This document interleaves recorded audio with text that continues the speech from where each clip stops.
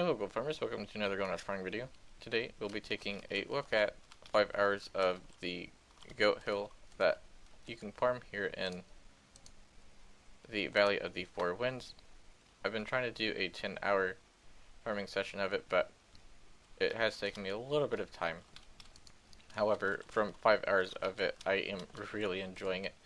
This is a farm that I really enjoyed a while back, and I have made a couple of videos on it. It is really good for your moat of harmony, and if you're an herbalist, make sure that you are picking up the golden lotus spawns that spawn throughout that hill, so that way you can work on collecting some of the plundered chests so you can get a decent amount of ghost iron ore, the windmill cloth, black trillium ore, and your white trillium ore, and you can also get some leather here too, but I'm not too worried about that.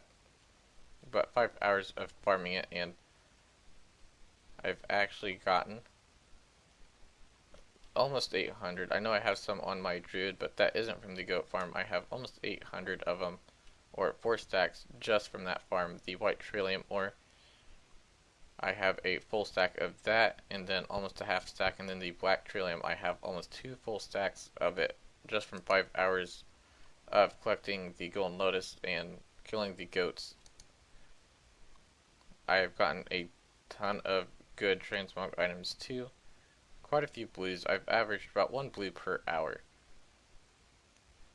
The blues I have gotten though aren't all necessarily really good sellers. I've gotten 2 of the brilliant cloak, which is only selling for about 10k, but I've gotten this staff here, or this sword, that sells for almost 200k on my server.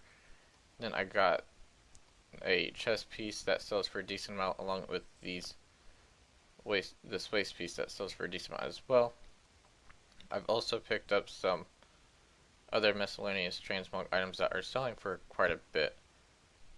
Though, of course, with my server, the prices are going to vary quite a bit, which is kind of unfortunate, but it's something you do have to pay attention to and just kind of make sure that you aren't selling transmog items that are selling for a lot, or that are supposed to sell for a lot. Make sure that you aren't selling them for really cheap because somebody decided to post them on your auction house for cheap. Such as these miner set pieces. They are supposed to be selling for a couple of K, but it looks like somebody's posted a decent amount of them on the auction house for a lot cheaper than what they're supposed to, probably because they don't necessarily know what the value of them are. This is by far one of my favorite Mist of Pandaria farms. It is one that I highly recommend that you do.